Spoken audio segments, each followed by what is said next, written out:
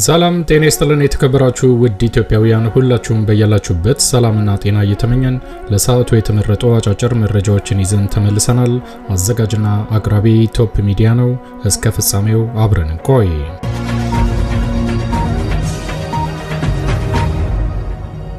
ክቡራን አድማጮች እንደተለመደው ይሄ መረጃ ለፍትህ፣ ለዲሞክራሲ፣ ለእኩልነት ለሚታገሉ ንጹሃን ወገኖቻችን በአጠቃላይ ድምጽ ለመሆን ስለሚረዳ ወዳጆቼ ላይክ በማድረግ እንድትጀምሩ ስል በትህትና ለማስታወስ እወዳለሁ።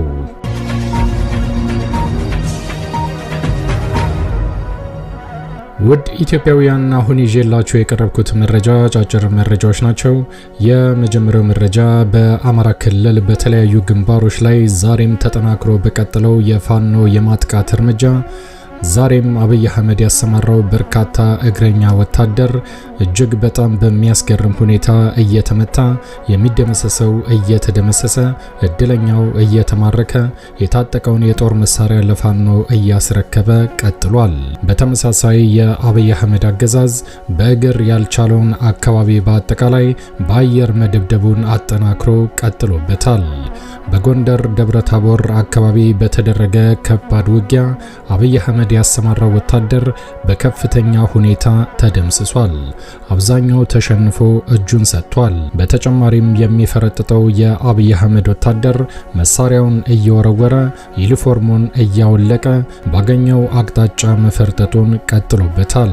በዚህ የተበሳጨው የአብይ አህመድ አገዛዝ በደብረታቦር ከተማ ብቻ እጅግ በጣም በሚያሳዝን ሁኔታ በንጹሃን ላይ የድሮን ጭፍጨፋን አጠናክሮ ቀጥሏል። እስካሁን በደብረታቦር ከተማ 16 ጊዜ የድሮን ጥቃት ፈጽሟልም ተብሏል። ለመሆኑ በደብረታቦር ከተማ የአየር ድብደባው ምን አደረሰ? ይሄንን በተመለከተ የምታዳምጡት ይዘናል። በሌላ መረጃ ደግሞ በባህር ዳር አካባቢ ተጠናክሮ የቀጠለው ጠንካራ ውጊያ የባህር ዳር ዙሪያን ፋኖ መቆጣጠሩን ተከትሎ በባህር ዳር ከተማ የመሸገው የብልጽግና አመራርና ካድሬ በከፍተኛ ሁኔታ ጭንቀት ውስጥ እንዳሉ ተሰምቷል። ይሄንን በተመለከተም የምታዳምጡት ይዘናል። እስከ ፍጻሜው ከቆያችሁ ታዳምጣላችሁ። መልካም ቆይታ።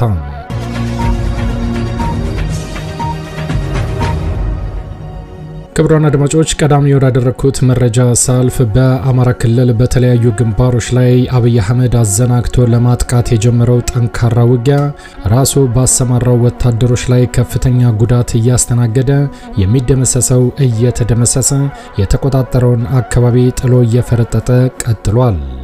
በሸዋ አካባቢ የቀጠለው ጠንካራ ውጊያ አብይ አህመድ ባሰማራው ወታደሮች ላይ ኪሳራው ተጠናክሮ በመቀጠል ከፍተኛ ድል እየተመዘገበ ቀጥሏልም ተብሏል። በተመሳሳይ በዚህ አካባቢ አብይ አህመድ በጭካኔ ያሰማራው በርካታ ወታደር ንጹሃን ወገኖቻችን ላይ ከፍተኛ ጉዳት እያደረሰ በርካታ ንጹሃኖችን እንደገደለም ተሰምቷል። በተለይ በዚህ በሸዋ አካባቢ አብይ አህመድ በርካታ ሜካናይዝድ ወታደሮችን በማሰማራት የአማራ ፋኖ የሌለበትን አካባቢ በአጠቃላይ ህዝብን ለማስደንበር በሚል ከፍተኛ ጭፍጨፋ ፈጽሟልም ተብሏል። ይሄ ጭፍጨፋ የተፈጸመው አብይ አህመድ ወደ ኤርትራ አዘምታለሁ በሚል ግርግር ከፈጠረ በኋላ አዘናግቶ በሸዋ አካባቢ ስልክ በማቋረጥ ኔትወርክ በመቁረጥ እጅግ በጣም በርካታ ወታደሮችን በማሰማራት የማጥቃት እርምጃውን አጠናክሮ ለመቀጠል ሞክሯል።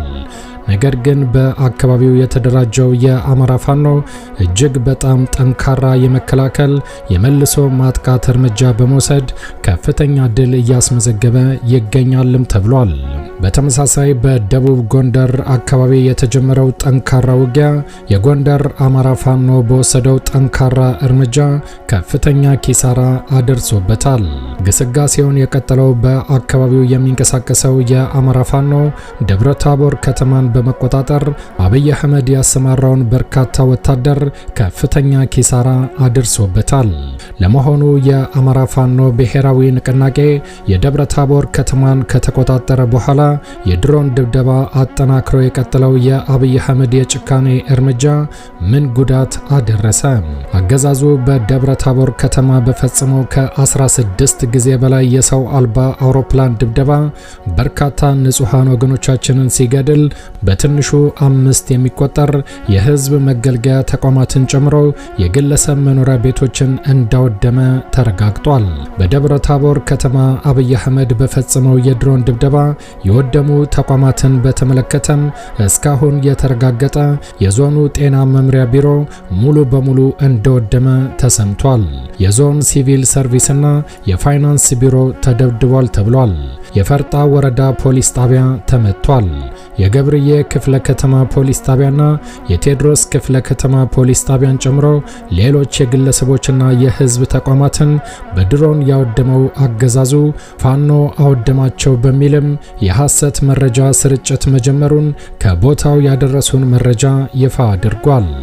በደብረ ታቦር ውጊያ በሺዎች የሚቆጠሩ ወታደሮችና በርካታ ሜካናይዝድ መሳሪያዎችን አሰልፎ ከወደ ፋኖ የተሰነዘረበትን የጸረ መከላከልና የመልሶ ማጥቃት እንዲሁም ደግሞ የቆረጣና የደፈጣ እርምጃን መቋቋም ያልቻለው አገዛዙ በከተማ ከ3 በላይ የሰው አልባ አውሮፕላኖችን አሰልፎ ንጹሃኖችን ከመግደሉ ባለፈ በህዝብ መገልገያ ተቋማት ላይ በጭካኔ ውድመት አድርሷልም ተብሏል። በመሃል ከተማና በከተማ ዙሪያ ባሉ አካባቢዎች ላይ በፈጸመው የድሮን ጥቃትም በርካታ ንጹሃን ወገኖቻችን ሲገደሉ በተለይ በከተማ ዙሪያ በሚገኙ ገጠራማ መንደሮች ላይ አውድማ ዘርግተው እህል ሲወቁ የነበሩ በርካታ አርሶ አደሮች በጭካኔ መገደላቸውን ከቦታው ያደረሱን መረጃ ይፋ አድርጓል። የአብይ አህመድ አገዛዝ ከ16 ጊዜ በላይ ከፈጸመው የድሮን ጥቃት በተጨማሪ በአንድ የከተማ ዳርቻ አካባቢ ላይ ብቻ በተከታታይ 23 ጊዜ የሞርታር ጥቃት ፈጽሟልም ተብሏል። በዚህም የጭካኔ እርምጃው የንጹሃን መኖሪያ ቤቶችና የመንግስት ትምህርት ቤቶች እንደወደሙ ተረጋግጧል። በተመሳሳይ በዚሁ ደብረ ታቦር ከተማ በሌላኛው የከተማ ዳርቻ አካባቢ ከ72 ጊዜ በላይ የመድፍ ድብደባ በመፈጸም ንጹሃንን ሙትና ቁስለኛ ያደረገ ሲሆን መኖሪያ ቤቶችን ጨምሮ የተከመረ የእህል ነዶ እንዳወደመም የቀጠናው ዘጋቢ ባደረሰን መረጃ ይፋ አድርጓል። አገዛዙ በዚህ መልኩ ያወደመውን የንጹሃን መኖሪያ ቤትና የህዝብ መገልገያ ተቋማትን ፋኖ አወደመው በሚል የእምዬን ወደ አብዬ የሆነ የሐሰት መረጃ ስርጭት ላይ ተጠምዷልም ተብሏል። ዛሬ የካቲት 5 2018 ዓ.ም ማርፈጃውን የከተማ አስተዳደሩ ካቢኔዎች ሸሽተው ከተጠለሉበት ባህር ዳር ከተማ ተቀምጠው ባወጡት መግለጫ ጽንፈኛው ቡድን ደብረ ታቦር ገብቶ ተቋሞቻችንን አወደመብን ያሉ ሲሆን በተመሳሳይ የኢንሳው አመራር በሆኑት በነ ሲሳይ ቶላ የሚጻፉ ጽሑፎችን ብቻ እንዲያወጣ የሚታዘዘው የክልሉ ጸጥታ ቢሮ አማራ ያልሆኑ አካላት ሙሉ ጎንደርን ተቆጣጠሩብን በሚል መግለጫ እንዲሰጥ ተገዷልም ተብሏል። ደብረ ታቦር ከተማ በመግባት በአገዛዙ ወታደሮች ላይ ጥብቅ እርምጃ የወሰዱት የክቡር ሰማዕቶቹ የአርበኛ አስቻለው ደሴ፣ የአርበኛ ውባንተ አባተ፣ የአርበኛ ከፍ ያለው ደሴና የሌሎች ሰማዕታት እስትንፋሶቹ እንዲሁም የአርበኛ ሀብቴ ወልዴ ቀኞችና የአርበኛ ደረጀ በላይ ልጆች መሆናቸውን አይናችን እየተመለከተ አማራ ያልሆኑ ጥቃት ፈጽሙብን ለማለት መሞከር አይናችሁን ጨፍኑ ላሞኛችሁ አይነት ጨዋታ ነው ሲሉ አካባቢው የሚንቀሳቀሱ ገልጸዋል። ይልቁን እናንተ አማራ ናችሁ ወይ በማለትም ጠይቀዋል። ከሆናችሁ እስከ ተላላኪነት ወጣችሁ ከወንድሞቻችሁ ጎን በመሰለፍ ራሳችሁን የምታድኑት መቼ ነው በሚልም ህዝቡ ምላሽ እየሰጠ ይገኛል ተብሏል። ይህ በእንዲህ እንዳለ በርካታ ወታደሮችን ከሜካናይዝድ መሳሪያ ጋር አሰልፎ የተሸነፈው የአብይ አህመድ አገዛዝ በደብረ ታቦር መለቀቅ ክፉኛ ተበሳጭቷልም ተብሏል። ደብረ ታቦር ከተማን የተቆጣጠረው የአማራ ፋኖ ወደ ከተማው በገባበት ጊዜ እጅ የሰጠ እንዳትመቱ ጥንቃቄ ይደረግ ማለቱ ደግሞ በርካቶችን አስገርሟል። የአማራ ፋኖ በጎንደር አካባቢ ከፍተኛ ድል እያስመዘገበ ቀጥሏል። ህልውናችን በተባበረ ክንዳችን ድል ለአማራ ህዝብ። የአማራ ፋኖ ብሔራዊ ንቅናቄ የካቲት 5 ቀን 2018 ዓ.ም የደብረ ታቦር ድልና የደብረ ታቦር የአየር ድብደባን በተመለከተ በሰጠው መረጃ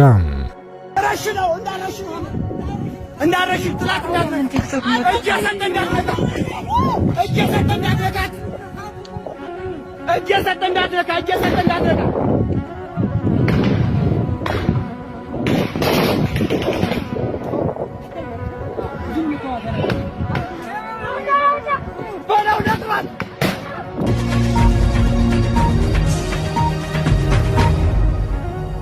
ክቡራን አድማጮች ወደሚቀጥለው መረጃ ሳልፍ ደግሞ በባህር ዳር ዙሪያ በቀጠለው ጠንካራ ውጊያ በአካባቢው የሚንቀሳቀሰው የአማራ ፋኖ በርካታ ድሎችን እያስመዘገበ ይገኛል ተብሏል።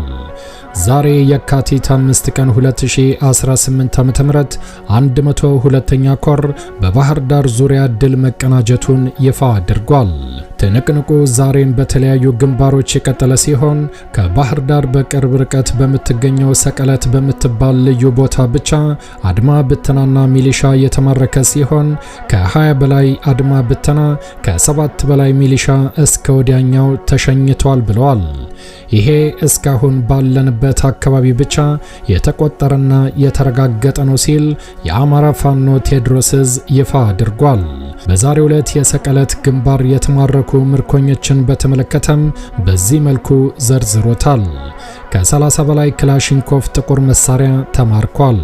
ከ40 በላይ የክላሽ ካዝና ይዘናልም ብለዋል። ከ5000 በላይ የክላሽ ተተኳሽ ገቢ ሆኗል። 3 መገናኛ ሬዲዮ፣ ሙሉ ሬሽንና በርካታ ወታደራዊ አልባሳት ገቢ ተደርጓል። ከ30 በላይ እስረኞችን ማስፈታት ተችሏልም ብለዋል። በተጨማሪም መጫት ሴቶችና ካህናት የዚህ ሰለባዎች መሆናቸውን አረጋግጠናል ሲል የአማራ ፋኖ በሰጠው መግለጫ ይፋ አድርጓል። በተጨማሪም በዚህ አካባቢ ከአርሶ አደሮች ተነጥቀው ለእርድ የተዘጋጁ 10 ቁም ከብቶች ከ25 በላይ ፍየል በአንድ ግንባር ማስለቀቅ ተችሏልም ብለዋል። የአማራ ፋኖ ብሔራዊ ንቅናቄ ቴዎድሮስ ዕዝ 109ኛ ኮር 99ኛ ክፍለ ጦር በባህር ዳር ዙሪያ የሚያደርገውን ትንቅንቅ ዛሬም አጠናክሮ በመቀጠል ካድሬና የአብይ አህመድ ወታደሮችን ከፍተኛ ጭንቀት ውስጥ ከቷልም ብለዋል። በአጠቃላይ በባህር ዳር ከተማ ዙሪያ የአማራ ፋኖ ባደረገው ጠንካራ እንቅስቃሴ አካባቢውን ለመቆጣጠር ተችሏልም ብለዋል። አብይ አህመድ ያሰማራው በርካታ ወታደር በባህር ዳር ከተማ ካድሬዎችንና የብልጽግና አመራሮችን እየጠበቀ እንዳይሸሹ እየተቆጣጠረ ይገኛልም ተብሏል። በጎንደር አካባቢ የሚንቀሳቀሰው የአማራ ፋኖ አጠናክሮ በጀመረው የማጥቃት እርምጃ እየሸሸ የሚገኘው የአብይ አህመድ ወታደር ወደ ባህር ዳር በመሆኑ ወደ ባህር ዳር ከተማ ሳይገባ ደግሞ በባህር ዳር አካባቢ የሚንቀሳቀሰው የአማራ ፋኖ እየተቀበለና እያስተናገደው ይገኛልም ብለዋል። አብይ አህመድ ከኤርትራ ጋር ውጥረት ውስጥ እንደገባ ለማስመሰልና ህዝቡ ኤርትራ ላይ ሲያተኩር እሱ ግን የአማራ ፋኖችን ለመደምሰስና ለማጥቃት እንቅስቃሴውን አጠናክሮ ቀጥሎ ነበረ። ነገር ግን የተደራጀውና አንድ የሆነው የአማራ ፋኖ በአንድ ድምጽ፣ በአንድ ቃል፣ በአንድ ሜካናይዝድ ትዕዛዝ ብቻ ጠንካራ የማጥቃት እርምጃ አጠናክሮ ቀጥሎበታል። አሁን በባህር ዳር ከተማ ተሰብስቦ የመሸገው የአብይ አህመድ ወታደር ብሎም የብልጽግና ካድሬና አመራሩ በአጠቃላይ ከፍተኛ ጭንቀት ውስጥ እንዲገባ ተደርጓልም ብለዋል። አዲስ ትውልድ፣ አዲስ አስተሳሰብ፣ አዲስ ተስፋ፣ ህልውናችን በተባበረ ክንዳችን። የአማራ ፋኖ ብሔራዊ ንቅናቄ ቴዎድሮስ ዕዝ ህዝብ ግንኙነት መምሪያ ኃላፊ የካቲት 5 ቀን 2018 ዓ.ም በሰጠው መግለጫ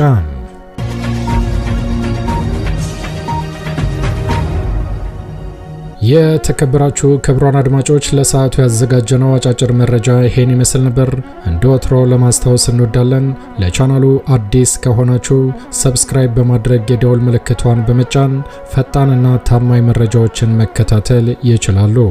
አዘጋጅና አቅራቢ ቶፕ ሚዲያ ነበር። በሌሎች አጫጭር መረጃዎች እስከምንገናኝ ቸር ያሰማን።